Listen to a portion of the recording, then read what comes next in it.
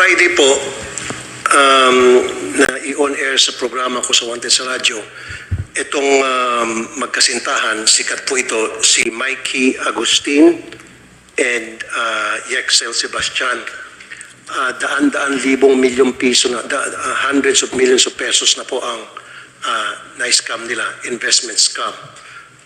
And baka abutin mga po sa billions of pesos na. Na-announce ko na po ito sa radio ko, and then before sa radio ko, kumalat to sa social media. Kanina po, meron akong kakilala na kasabay niya sa aeroplano itong dalawang magkasintahan, sakay po ng Cebu Pacific, going to Nagoya, Japan. Hindi ko alam kung ito'y tumatakas na or baka pupunta dun sa Nagoya para mag-recruit na naman ng mga investors. Is there any way, I know na kailangan ng whole departure order from the court bago nyo hindi mapasakay yung isang taong gustong bumiyahe. Pero is there any way na mapigilan, I don't know, it's up to you sa immigration, gayon meron naman palang balita na kalat na ito ay marami na na-scam at inireklamo na sa NBI.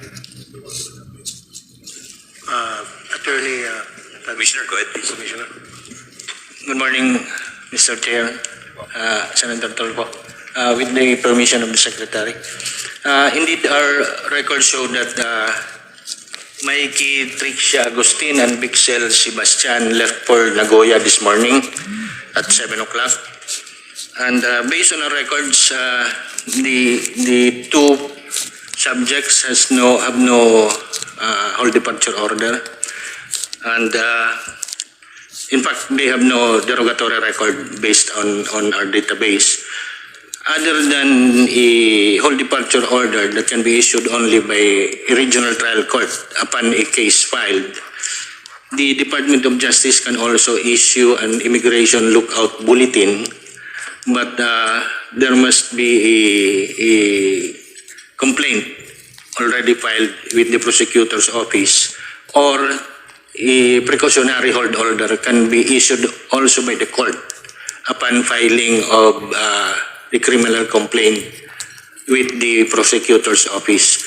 So, as of now, we have no reason to hold the departure of the two subjects. Okay, ito sagot tanong ko kay Secretary Remulla, kasi many years ago, I know na yung Secretary ng DOJ pwede mag-issue ng whole departure order, if I'm not mistaken, Secretary Remulla, upon the recommendation of the NBI dahil meron ng case na i-file against kung sino man yung mga tao na i-file po sa kanila. Sir, ang pwede lang ho namin gawin ay lookout bulletin lang po. Nagkaroon po ng kaso ito nung araw, nung panahon ni Secretary De Lima. At dumating po ito sa Korte Suprema.